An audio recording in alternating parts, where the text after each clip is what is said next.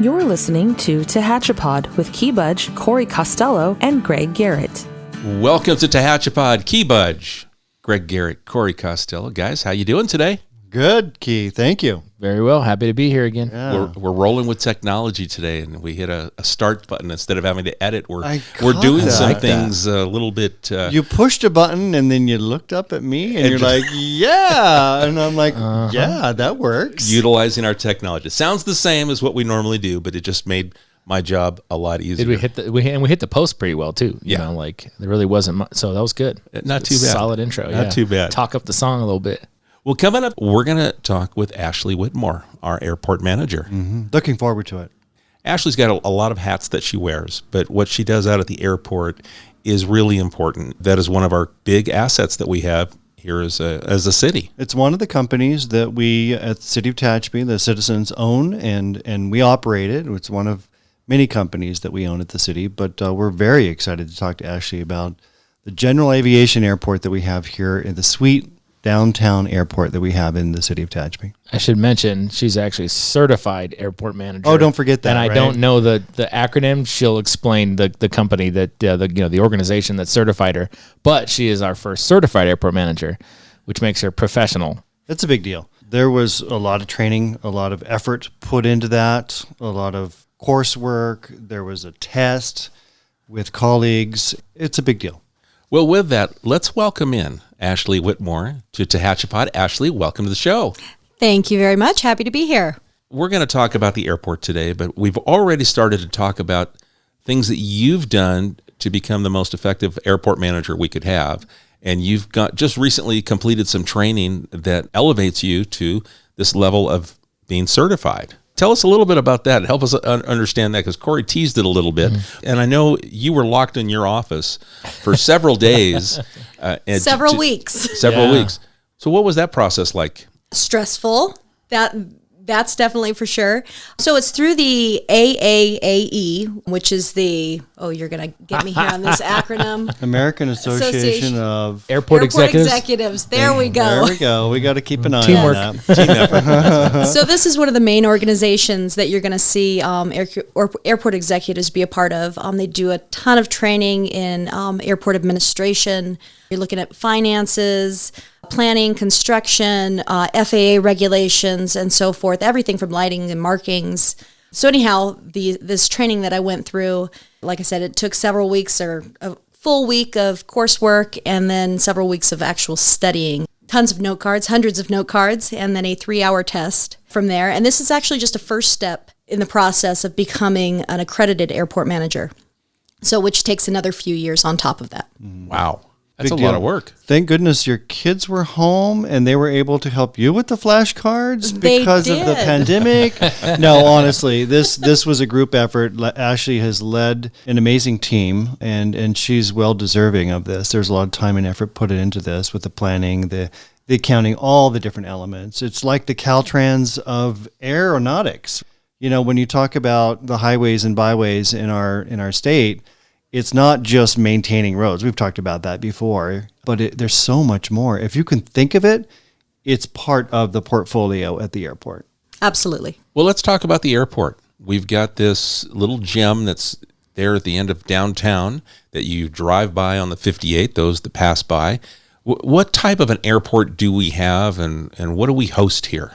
Okay, so we have a general aviation airport. It's a public use airport. So you're looking at more small aircraft that come into our airport. We've got approximately 83 hangars at the airport. We own 8 of those, so the majority are privately owned. We've got about 90 based aircraft at the airport. So it's mostly a local-based operation. We have people that live in the city limits, Bear Valley, Stallion, and then we get a few that live in the Mojave, Rosamond area.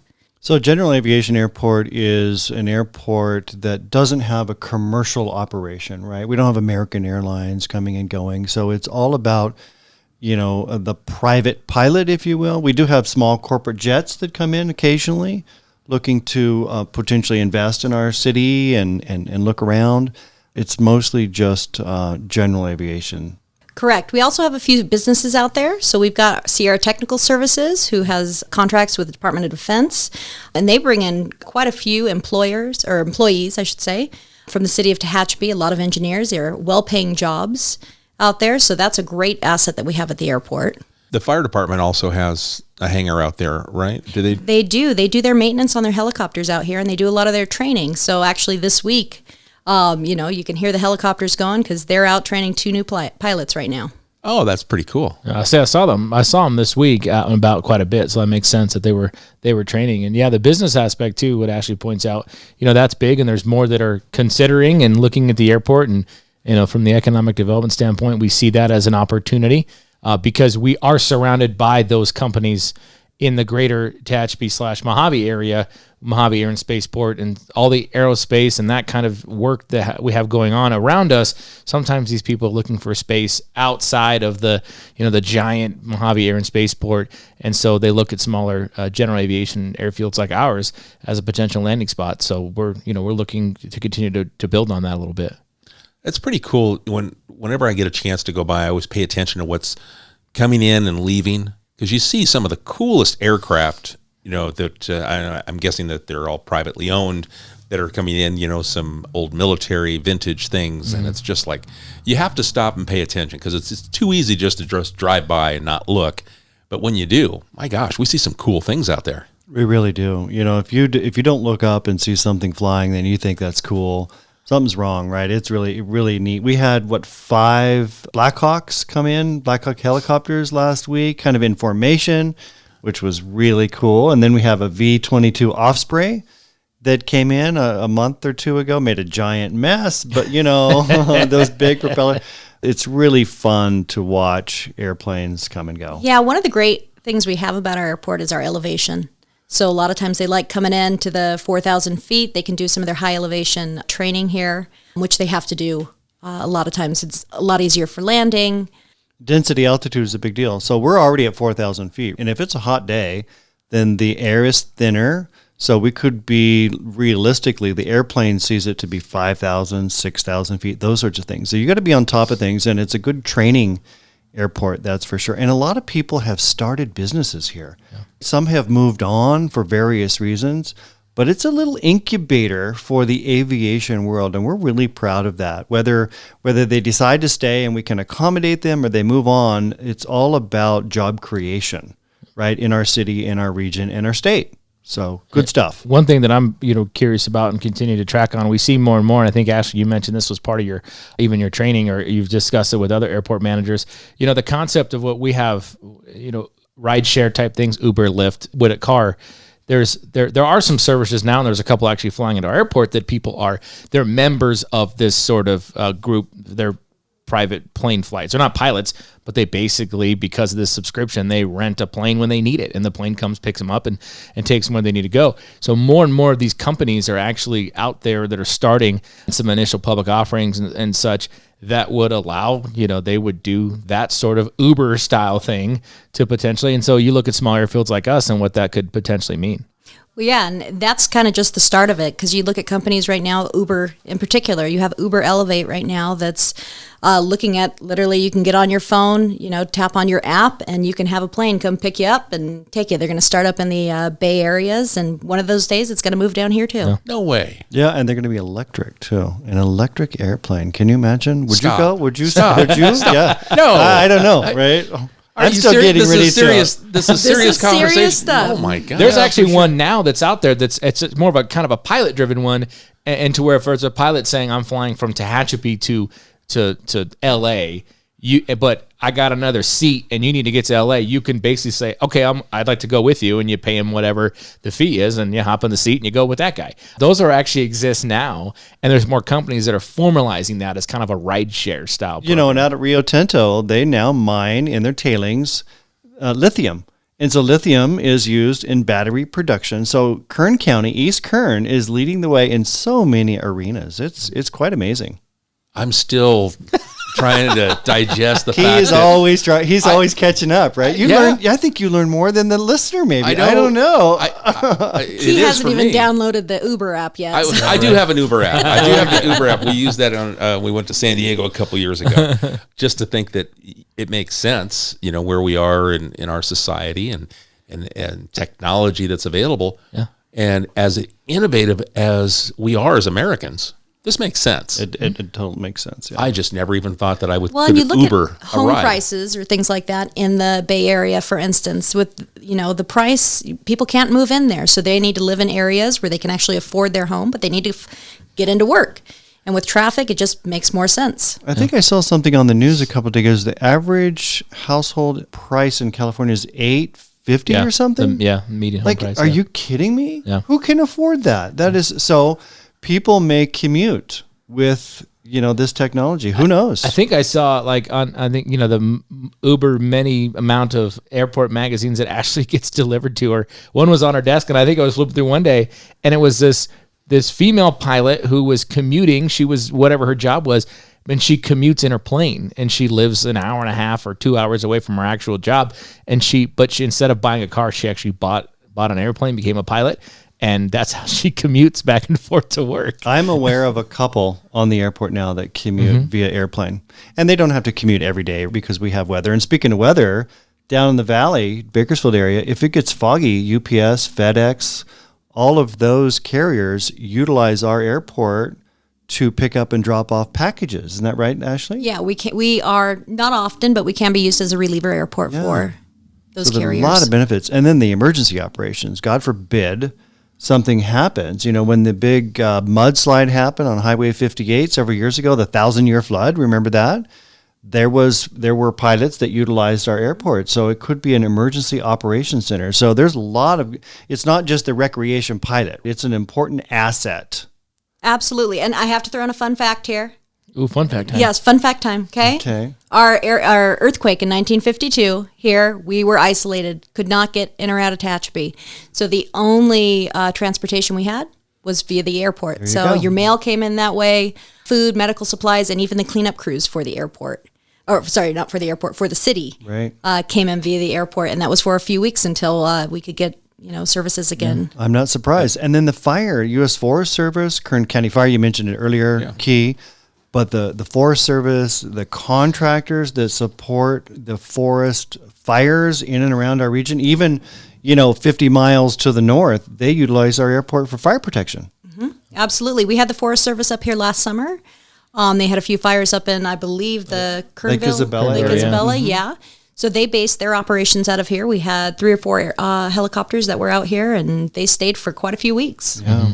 I know I say you got to pay attention and you see things, but then the things that you don't see are like the businesses that we've got, like you said, Sierra Technical, and the amount of jobs that's created, and the other businesses that create, our economic stability that we have here in Tehachapi.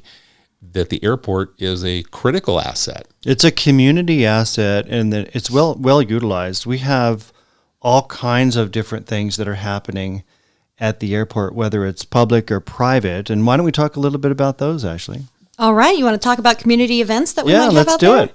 Well, the big one we have is 4th of July. Yeah. So we have our fireworks that go on out there. We actually have our rodeo grounds that are located on the airport. So you can watch those fireworks from the rodeo grounds, from the high school, but they all take off from the airport. We light the Originate. fuse. Yeah, we light the fuse from there. And they didn't light fuses anymore. It's all buttons. It's all electronic. But yeah. Yeah, so that's one of our main city events. Aside from that, though, we have some private events, public events. We have the stargazing event. So we have a whole group of guys that come out with their telescopes, and they invite the public. They come out and let the kids look through their telescopes. They have them on giant screens, and that's usually in early fall. That is an late amazing summer. event. Absolutely Oh, amazing. my goodness, yeah. Yeah, and if you've got kids, they will absolutely love that event. We have Build a Plane out at the airport. So that's actually a group through the Tehachapi Society of Pilots. And they go out and have high school students come in, learn to build a plane. They're actually looking towards a Learn to Fly program at some point. We also have the Civil Air Patrol, so you've got high school kids also in that. They're usually looking towards going into the Air Force, so they're doing their trainings weekly out there. Cheers to Charity Cheers is for a big Charity. event at Aviator Park that's back this year in August, the week before Mountain Festival. That makes that park look, it's a great facility for that event. And then the STEM group, they have the Rocket Day. They light the rockets. They build rockets and light those. Yeah, up. so That's they- a big deal. There they are bring out- hundreds and hundreds of kids. Yeah, 4th and 5th graders come out from the elementary schools. Each classroom builds their own rocket, and they come out and light those off. And that is a great event that gets the kids into aviation, and they are more excited than you've ever seen. And more importantly, I get to be air traffic controller for a day. Oh, you do. Because we don't have a tower, so we're uncontrolled airfield. So we have to make sure that the planes may be flying over, considering landing, whatever, are aware that we're firing these rockets in the air. So yeah, we got the Ashley and I are air traffic controllers for the day. So do you scurry up a ladder and then you stand there with binoculars and you're looking around, or how does that work? No, we do it on radios. Oh, they have that. We do it on radio. Technology. Usually Ashley does the radio to the pilots. I'm the guy, who gets to, in NASA, when you watch like movies, they all have the people that say, go flight, go flight. I'm the guy who gets to say go flight. Okay. It's pretty awesome. Well, with the safety aspect that you're talking about, I know that brings up another thought, because there's so much drone activity. If you're a drone pilot, there's responsibilities that you have, and our airport, is a critical part of that. I mean, it's within 5 miles. You got to make sure that the airport's aware, or you can't fly. There's all kinds of rules that come into place, and I know we got people that are listening that are drone anyway. Yeah. Well, they're drone enthusiasts. Yeah. Yeah, so you're going to have different rules for your enthusiast that's going out as a hobby drone pilot, and you're going to have a different rule for somebody who's a commercial, somebody that's doing footage for real estate, things along those lines. So the FAA actually has an app that you should load if you are a drone operator. It's called Before You Fly, and that actually gives you information. It'll give you a full map on where you can fly, where you can't fly, all the information you're going to need. So if you want to fly your drone, get that app first. So they're sharing the airspace, right? You need to make sure that the airplane has the right of way, but you need to make sure you don't get in the way. Absolutely. We don't want to have a mid-air collision. Yes. Well, I mean, there's all kinds of things that can disrupt an airplane in flight, whether it's birds or drones, man operated. That's something that we can avoid. So be responsible if you're listening and being a drone operator. Mm-hmm. That's critical for the safety and the overall public safety. So I know that when we've done, and I've hired a commercial drone pilot to shoot some shots here in the city, we had to make sure we cleared everything through you, so that way the NOTAMs could go out and also make sure that we knew what the ceiling was to operate, and make sure. I know there was a lot of things, and we had an FAA licensed drone pilot, and he followed all those rules. But I do know that I remember being such a close proximity to the airport was critical. Absolutely, yeah. The commercial pilots have to be licensed through the FAA. Yeah, we've even put on our special event application, like, is a drone going to be used at your event? So because we've had special events that just thought, I want to capture all this great shots, and they're, buzzing a drone around downtown at elevations. Well, that's really close to the airport. So we've even put that on our special event applications now, making sure that if you're going to use one, you let us know so we can do the proper We just clearance. want people to be responsible, right? Yeah. At the airport also, we have an automated weather operating system, AWOS. So if you don't have to be a pilot, but you go to our website, you could call in. I know the Bakersfield weather stations use this for their weather in Tehachapi. So talk to us a little bit about AWOS. Okay, so we do have an AWOS system. It's been out at the airport for about 15 years or so. So pilots usually will radio in, or they, like you said, they can call in, get onto our website. They can check the weather up here. They're looking at the wind. They're looking at the barometer, altimeter. Temperatures, all kinds of things, yeah. Yeah, all that stuff is on there, so it's very helpful to the pilots. We're not required to have one as a GA airport, but it's just another great tool that we do happen to have at our airport. If it happens to go down, the pilots don't like that, because it's, like he said, it's really helpful for them. It's a tool you count on. And I know a lot of times the weather, the airport is positioned just perfectly. Obviously, the runway, the direction, the compass rose, and it's right into the wind, whether it's east or west blowing. But a lot of times the wind is really howling out there, and it's not blowing so hard in the city or in different areas. So when the Bakersfield channel says, the wind's blowing 28 miles an hour in Tehachapi, well, at the airport it is, but right downtown it's maybe 15 or something. So no obstructions right down the runway, which is a good thing for, when you're landing into the wind or taking off into the wind. It actually helps you a little bit. So we have improvements constantly, right? I mean, we're always looking at doing something. And to Ashley's credit, the airport looks fantastic.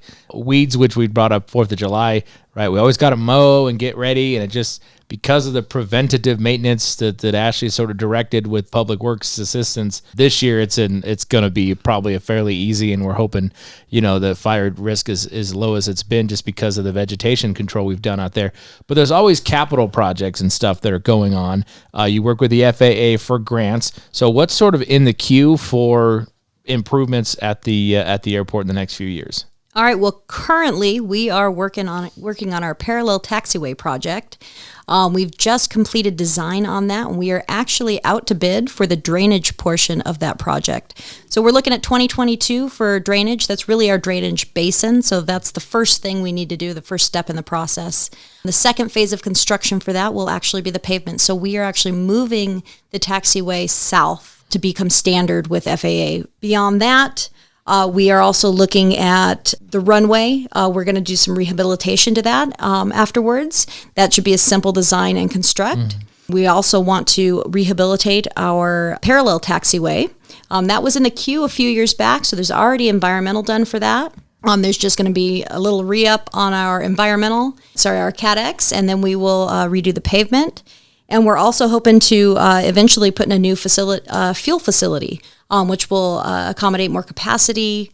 We've got, like we talked about, we have fire up here, things along those lines. So we want to be able to provide that fuel for them. And so we sell avgas and jet fuel. That's correct. Right. So a little more capacity with that. Yeah. So we can get fuel maybe at a little lower price, and we pass that along to the consumer, which is a good thing. Yeah.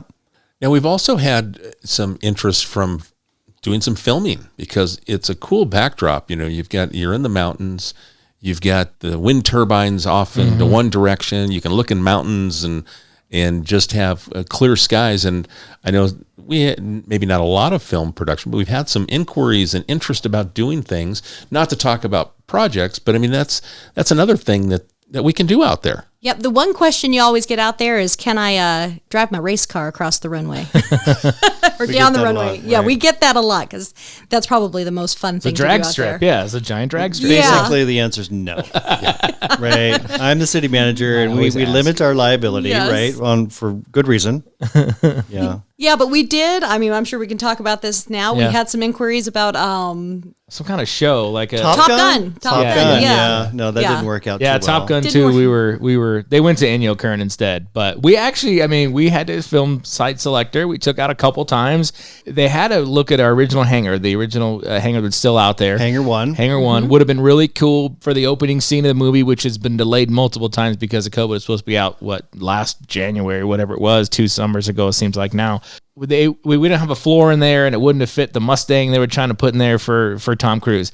So the opening scene were cut, but they thought maybe we could have been some little Russian base or something that's in the film, but they ended up doing something else for that. So, but we were close. We were in consideration for Top Gun. I remember last year somebody wanted to drop a Lexus car from a helicopter, and I said, it ain't happening. You're not going to drop a helicopter a Lexus car onto our airport, and we're good. That thing might grow wings and fly right into town or something. I mean, we get some crazy stuff, but we want to know because we could potentially accommodate you, whether it's at the airport or downtown. The filming industry is a big deal, and they bring a lot of money into our little town. Yeah, and Corey, you've got actually a spot now on our website for filming at the airport. So if anybody is interested, they can pull that up. Kind of a lookbook of shots potentially, and then what you kind of need permitting wise, and that kind of stuff. And so we had a couple crews that were sort of scheduled to be out here. Just then when they always had COVID got in the way somewhere or another, there were some different shows, so they may be back at some point to film at the airport. But it's being kind of noticed by some of the film scouts now. What kind of traffic do we have at the airport? I'm just mostly airplane traffic. Well, thank you. Appreciate that. My question, I'm going to direct it to our airport manager. Ashley, if you don't mind, Corey, what kind of, how many flights do we end up having coming and going throughout the year? Do you know? We look at about 11,000 or so. That's kind of been our general... almost 1,000 flights a month coming in and out of our airport. Wow. So there's times of the year that it's quite a bit more and, quite a bit less. With weather, of course, you're going to get in the winter months, when we're actually getting some years when we actually get rain. Not this year. But when we get rain and snow, you're not getting much coming in. Corey, we actually looked at this the other day. As far as traffic, it's a lot of local traffic. Yeah. We do get some transient. What did we say? It was about 60% local? Or was Yeah, it a little over 60% local, and then some other folks are flying in Southern California, your Santa Monica's. So yeah, using some new platforms we have now, we're able to see the traffic from elsewhere. And Bakersfield. There was some Bakersfield and East Current as well. Well, you know, a lot of people fly through the Tehachapi Pass on their way east or west. Think about it. We are the safest pass to fly through. If you're going, you don't want to go over the Sierras necessarily, right? If you're in a single engine, piston driven airplane, that's a little risky. So you're going to come through Tehachapi. And if you need fuel, you can come down and land at 4,000 feet, fuel up, and then you can go back up. You don't have to gain so much altitude as if you were going to land in the high desert or the San Joaquin Valley, right? So it's helping your efficiencies as a pilot to get to where you want to go. And on top of that, we have pretty decent fuel prices. Yeah, that's right. Again, we're bringing the science into a show. Yeah, right. The science of aviation and the reason why we do things. And then the other, I know that I have a few friends that are pilots and they go to a place to go have lunch, you know, and we've got eateries that are within walking distance of the airport. So I'm sure we probably get some people that just kind of cruise through and stop, they refuel. It's a cool not very many airports are downtown. You know, Santa Paula down by Camarillo is downtown.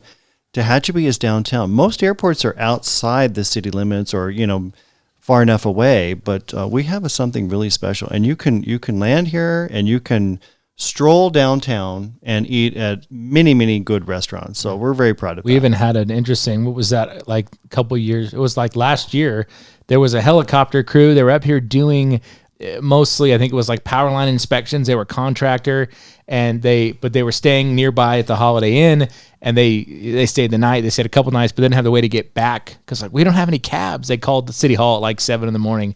We're trying to get back to the airport.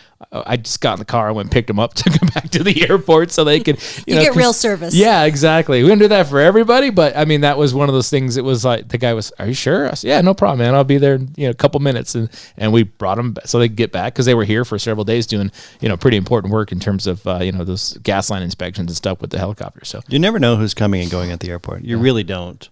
Whether it's a recreational guy or somebody that it's a big deal. He's doing some very important work, let's say. Yeah. And a lot of people like to keep that on the down low, and we respect that. Mm-hmm. Is there anything else about the airport that we haven't talked about, we haven't touched on, that you think would be important to share, whether it's for the pilot community or for just the general public like me, the guy who doesn't have a pilot's license, but kind of like seeing the cool things come and go? Mm-hmm. Well, it's a great asset. We really want the community to know that and be a part of it. And same thing with the pilots. We want the pilots to understand the community, and we want everybody to work together. You know, we haven't talked about the north side. I don't know if we want to talk about the event center. Yeah. Different plans like that. So eventually so the north side, if Greg, I don't know if you want to touch on that and, kind of what's in the plans for that, down the line. So the airport property, proper, if you will, goes all the way from the fence line at the north side of the tracks there, all the way to Highway 58. So it's several acres, and we have the aviation component, and then the north side, we call it, right now we use it for some wastewater reclamation activities, and then we have a lease with TMRA, Tehachapi Mountain Rodeo Association, where the rodeo grounds are. So that revenue goes back into the Airport Enterprise Fund. Talking little dollars and cents here, but that's really important because you have to have revenue to be able to provide a service. So there are two sources of revenue there. But in the rodeo grounds proper, we're working with TMRA, the city council, and different agencies to be able to create an event center. So rodeo grounds on steroids, think. So maybe a community center, maybe more areas where the community can participate in projects, kind of a park-like setting, if you will. It's been planned. And so the community can use that more, and then the revenue that is established there can go back into the Airport Enterprise Fund, which is one of the companies we run. So we've got a master plan, if you will, working with the FAA, the pilots, and different agencies. So it's more of a long-term plan, right? These things take a long time with environmental, FAA, budgets, funding. You just can't build those things overnight. But we do have a plan for the north side. And we even do have in our latest update for our impact fees for developers when they come in, one of the sort of regional benefits was the event center for the infrastructure, because you've got to put in water, sewer, that sort of thing, additional power. So those infrastructure costs were built into that. So there is, potential to get some funding and kind of build that. Like Greg said, it's long term, but that mechanism is in there to start some of the impact funding currently. We had Mark and Jesse Milano. They're amazing residents of the Tehachapi area, and they give back so much to this community, their time and their money. And I don't know if Mark and Jesse would like me to necessarily repeat this, but they spent over $300,000 of their own money designing and commissioning to build the event center monument area there off of Denison. It is stunning. It is something that you will never see again. It is a rock formation with entranceway. It was all hand done by the Carlson family, but Mark and Jesse Milano bankrolled that with their own money. Wow. So a big thank you Very to them. generous. Working with the TMRA, maybe we'll have some covered arenas, an RV area. We've got lots of different things. So like I said, it's been planned. It's been approved through City Council. We're just working through the partnerships. Yeah, so this is not only an asset for our pilots, it's an asset for our entire community. And we want everybody to enjoy. Right, and the FAA recognizes that. They recognize that airports need to be embraced by the community. They need to be utilized by the community. Airports need revenue to survive, right? Too many airports end up closing because there becomes a rivalry between the community and the airport, if you will. Noise, all those sorts of things. And we don't want that to ever happen here.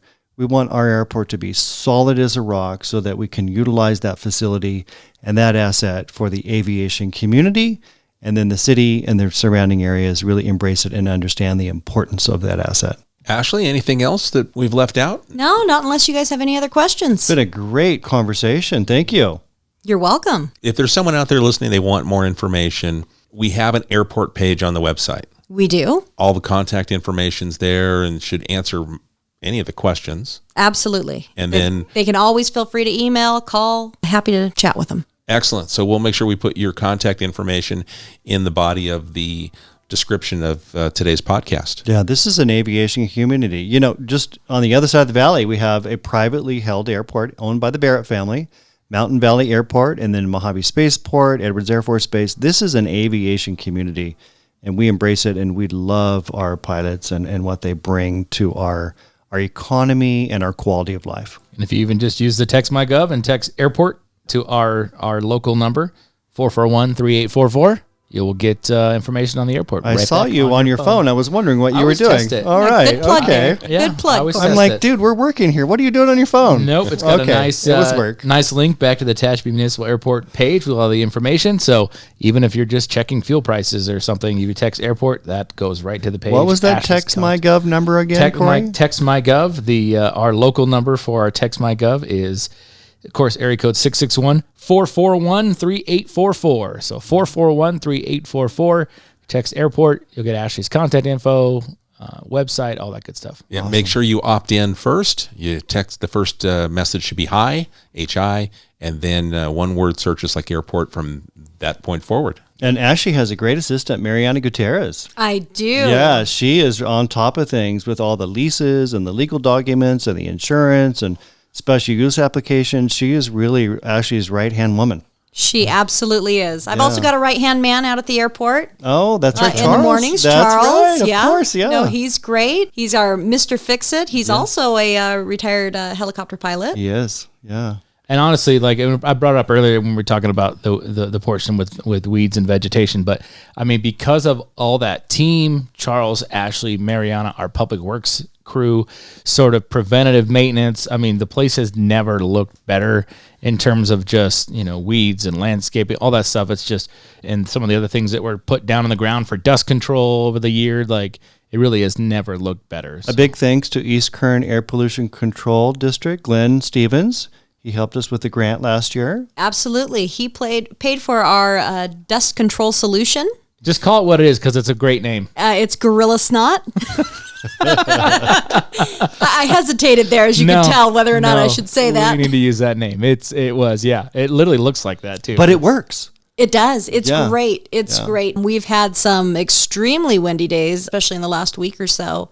and nothing. You'll get some dust when there's a helicopter. I mean, that's for sure. But otherwise, compared to what it was prior to putting that gorilla snot down, it's amazing. Now that you bring that up, I didn't even think about that. We had some amazing wins the last week or two, nonstop 40 sustained, 30 sustained. And you're right. I did not see a dust plume that normally would come from the airport. I'm sure the people living around it appreciated that a lot. But I didn't even think about that. When Ashley first came to me and said, we want to get apply for a grant for some gorilla snot. I'm like, oh my God, where are we going with this? And I'm like, well, we'll try. We could give it a shot. It works. Yeah. It's crazy. And it's been a year and a half, and it's still holding tight, right? Because that's an ancient dry lake bed, let's be honest. Mm-hmm. And it's very dry and dusty, powdery, and it's working. I think we refer to it as the dust mitigation solution. Okay, you must be a grant writer. This has been Ashley Whitmore, our airport manager, joining us today on TeHatchaPod. Ashley, thank you. We appreciate you coming in and enlightening me on everything that's going on at the airport. I appreciate you participating here in the conversation. All right. Thank you for having me. Well, guys, as we're heading into summer, we got July 4th around the corner. We talked about the airport and it being the key figure in the July 4th celebration, with it being the central point for the fireworks. We've got other things that are going on around our community as we reopen. Got the farmers market coming back, and that's going all summer long. I'm glad to see the extended time for that. Yeah. And tons of vendors too. I mean, we brought up Mariana earlier, but she's got so many people and so many produce vendors, some other specialty items. It's going to be, we would have been able to get it fully back to normal but there's some construction going on that's impacting Centennial Plaza. So we can't really do live music right now because our stage is blocked, but hopefully maybe at some point there'll be some music back and that kind of stuff to give it more of that event feel that we're allowed to do again. But I'm excited for that. It's going to be a really well-run market this year. And we're talking to the downtown business folks. We've reached out to them. We're not bringing in that quote unquote mobile food vendor. We want people to go eat downtown when they're done shopping at the farmers market. So I know Kelsey's has a special they're going to be running, and we've asked all the downtown restaurants to help us promote their specials on Farmers Market Day. I think that I was talking to Mariana yesterday, and she's got over 30 vendors, which is twice the amount as last year. Yeah. Right. And a lot more farmers. So fresh fruit and vegetables from all over, extending the market so that Tehachapi farmers can participate. We're really excited. And just get out and breathe fresh air. Well, folks, if you've got any questions on things that we're doing here in Tehachapi, you've got maybe it's the show idea or a comment, you've got a question that we can direct to Ashley if it's about the airport, send it to media@TehachapiCityHall.com. It's how we move forward with our shows. We look and listen, and we try and make sure that we deliver what you're looking for. So again, media@TehachapiCityHall.com. Corey, Greg, thanks again for coming in and sitting in here with me. You guys know more about the airport than I do, so it was a huge educational experience for me. Everything I know, I learned from Greg. Because I'll come in with a dumb question like, "Hey, I saw this plane without a back wheel." He's like, "You mean a tail dragger?" Yeah, one of those. He's on top, but he educates me regularly. Yeah, it's fun. Well, guys, thank you again for joining us here on TeHatchaPod. We look forward to you joining us again soon. TeHatchaPod is a conversation about Tehachapi designed for the people who live here or who would like to know more about this mountaintop community. If you have a question you would like answered, email media@TehachapiCityHall.com. We will try to answer it on a future episode of TeHatchaPod.